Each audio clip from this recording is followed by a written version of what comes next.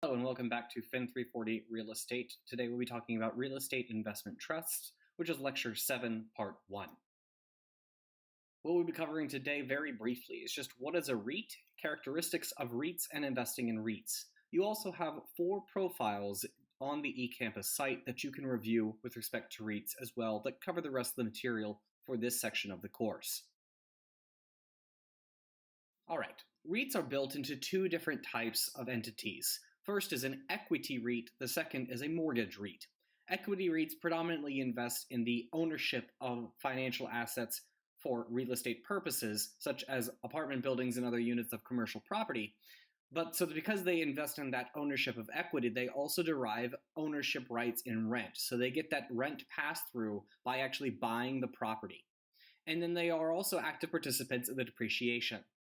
Mortgage REITs invest in the mortgages of the properties themselves. Rather than the actual property, they are more concerned with providing the funds that are used to purchase the property rather than buy the actual property. Because they do not actually own the property, they are debt-side transactions and they do not participate in the depreciation. However, if the mortgages are defaulted on, then you will lose the value of the mortgage in that default. So a REIT is simply an investment trust or an investment vehicle which allows for a large amount of individuals to provide money to this corporation, this trust. This trust takes that money and it invests it either in ownership of buildings or in the debt that would provide the ownership of the buildings, the mortgages. So those are the 2 ways that our REITs are structured and what they invest in. Once those ownerships occur in either the actual building or the mortgage, any cash flow from the building or the mortgage is returned to the REIT, which then passes it directly on to the ownerships of the REIT. REITs are corporations, and predominantly they are invested through the stock market, which we'll talk about in a little bit. So this allows you to invest into ownership of a real estate enterprise without having lots of money, because you own a share of a corporation. So you can buy, basically, if you, for example, ownership of a mall by entering into a purchase of a share of the REIT that owns the mall. Okay, so then you have access to owning a portion of that building or that entire complex. So for example, Pittsburgh Mills up in Pittsburgh is a large commercial property, and you can buy shares of Pittsburgh Mills by investing in the Pittsburgh Mills REIT. You may also know Tanger Outlets. You can buy into, I don't know if Tanger actually runs a REIT anymore, but you used to be able to buy into a Tanger REIT, which would allow you to get access to all of the Tanger investment properties, which really rent to other retail services who pay rent. That rent is returned to the REIT, and then the REIT pays you a dividend. Okay? And that would be an example of the equity REIT. Again, you can also invest in the mortgage REIT. The mortgage REIT is also concerned with investing in NBSs, CDSs, any other types of commercial mortgage-backed securities as well. So they are providing, again, the loans to the individuals to get the property. They are not concerned with the purchase of the property, but the debt financing of that. So there are several types of REITs that you can invest in. The major 5 here are the retail/commercial REITs, which is what we just discussed about buying into malls and other commercial centers. This comprises about 20 to 30% of the entire REIT market. And the important thing here to remember is that you are buying into the commercial real estate market. Keep in mind that many places are now moving away from brick and mortar retail and towards online shopping. So buying into the commercial real estate market may not be the brightest idea at the moment, because the real estate market for commercial services and retail is kind of dwindling. It's under pressure, basically. And so these markets are a little bit unstable, and they have large amounts of debt outstanding, which could make the REIT lose value pretty quickly. Residential REITs is the next type of REIT that you will be most familiar with. This is really apartment buildings and condos that you can invest in. And you can do these locally. So there are REITs which are focused in New York, in Los Angeles, and Chicago. And you can buy into these REITs knowing whether that local market is going to boom or bust and have a large influx of population. So you can get access to exposure to the Chicago apartment market without having to have millions of dollars in order to buy an apartment in Chicago. You instead are buying a share of a corporation where other people have invested money that actually buys the apartment building, and you are sort of buying a portion of that without having to front out the entire cost. So you get the same returns, the same exposure had you been able to buy the entire building, but in this case, you're buying only a slice of it. So that's the benefit of a residential REIT. A good time to invest in these residential REITs is when you think home ownership is not going to be an attractive prospect for many individuals. This occurs either when interest rates rise significantly or when the stock markets pretty much drop and there's a large amount of unemployment, people cannot afford to buy homes, rent becomes the standard method of living arrangements.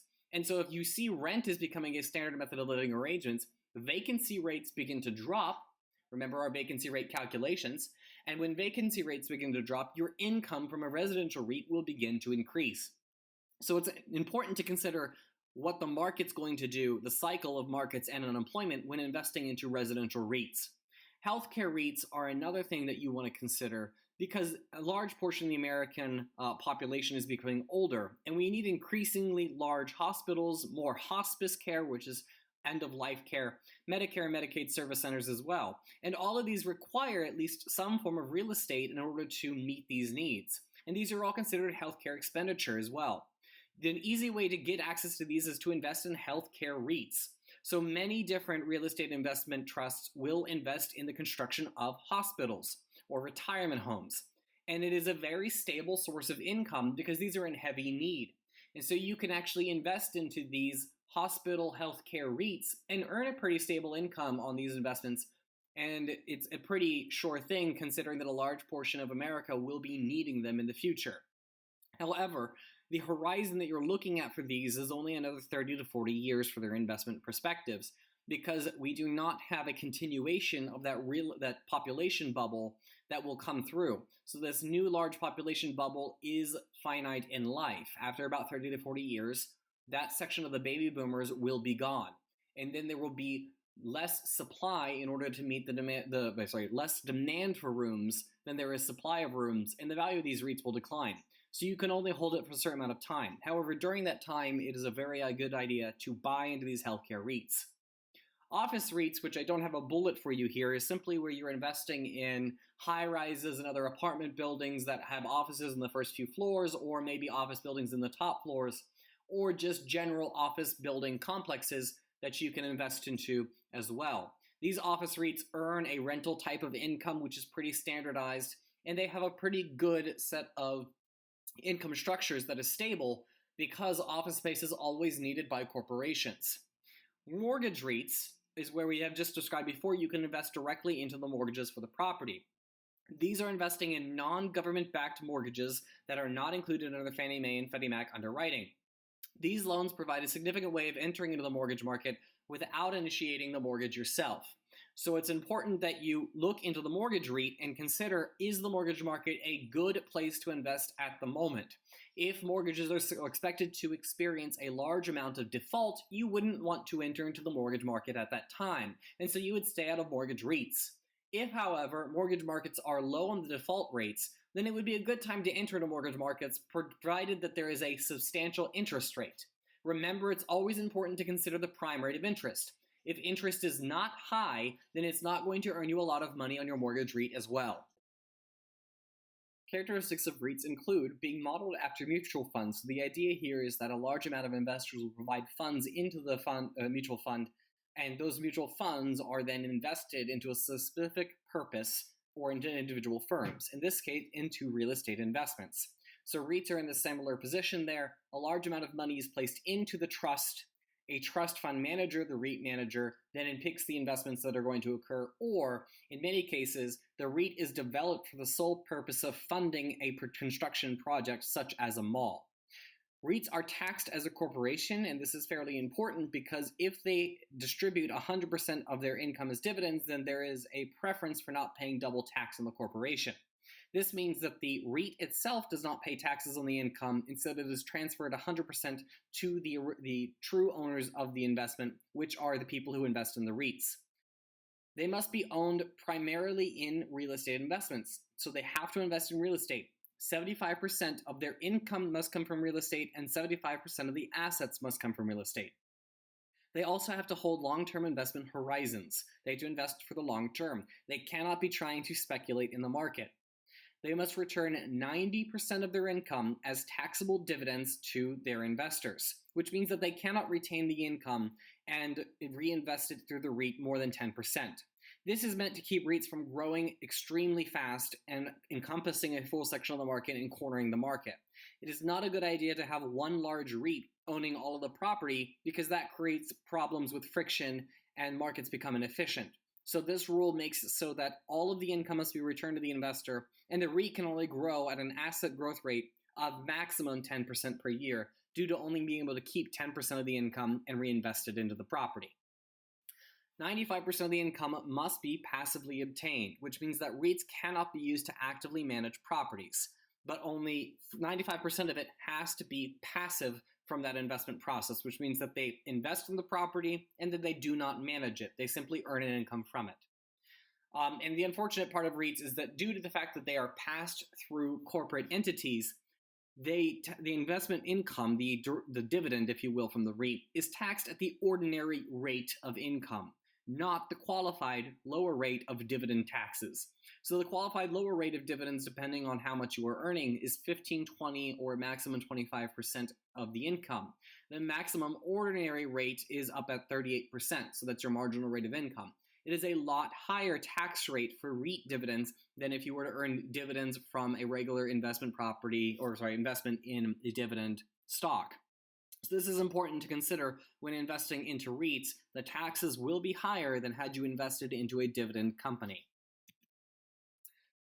Investing in REITs is going to be allowed through general stock exchanges. So you only need to go talk to your stockbroker or bring up your brokerage site on the internet and look at purchasing these REITs. So you can research them on Yahoo Finance or any other stock investing website that you would like. And while it's not required that they're on the stock exchange, the majority of them are on the stock exchange. And this really allows you to get in and out of the REITs as fast as you would like. So if you think the market is going to collapse in the real estate sector, you could easily sell out of your REITs fairly quickly by just simply issuing a sell order in your brokerage. This is very nice considering the fact that it takes months to sell an actual property, or even years in many cases. So this gives you quick intro and exit from the market as you might see fit to time the market for the REITs, whereas actually purchasing the property has the disadvantage of taking a while for the transaction to finish. However, not all REITs are traded on the stock exchanges. Some of them, while they are publicly held and registered at the SEC, they are not publicly traded on the markets. They're not listed on the exchanges. So then there's also completely private REIT, which allow only investment through private memorandum, and you cannot invest in them through public knowledge of the investment firm. They cannot advertise, and they do not list on the stock exchanges themselves. These sort of private REITs are going to be set up by individual investors and their friends or family, and it's going to be kept fairly secret. They're not going to publicize that they exist. They also offer price appreciation and cash flow, and this is the big draw to REITs. Since they have that 90% return of income, they offer significant cash flow to the investor of the REIT. But you also earn appreciation of the asset itself. That appreciation of the assets shows up in the price appreciation of the REIT. Because they are investing predominantly in the equity REITs, investing in the actual asset, they earn a value increase as those assets earn value over time. So again, this gives you that direct exposure you're looking for to invest in real estate without actually having to buy the property yourself. I personally prefer to invest in REITs because I do not want to act as a landlord. It's a lot of work. I also don't want to deal with the day-to-day management. And even if I was another type of landlord who wanted to invest in real estate, who hired a management property or property manager, that is still someone I have to deal with and I have to employ, and I have to deal with their mistakes. And suppose the property manager is not good at maintaining vacancy. Well, then I will have to get another property manager. These are all headaches that are associated with the real estate market. I may also have to maintain the property. Instead, what you can do is invest in REITs. And since markets are predominantly very efficient and there are lots of owners, you can bet that there are many people monitoring the property managers who are managing the property for the REITs to make sure that they are efficient.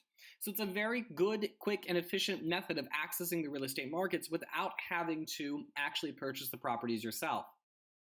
Now, how do we know if the REITs are going to be producing a substantial income for us? Typically, you would look at the dividend yields if you were investing in a dividend stock.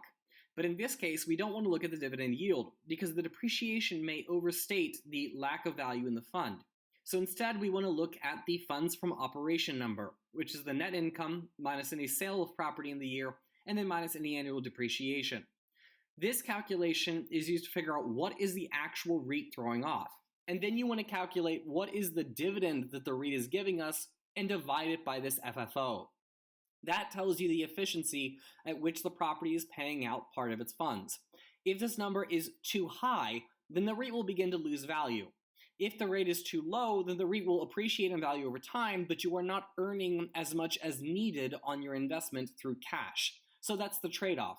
Either the value of the REIT declines or the value of the REIT increases over time if the FFO is too high or too low. So keep that in mind, and you can use the FFO as a good benchmark for investing.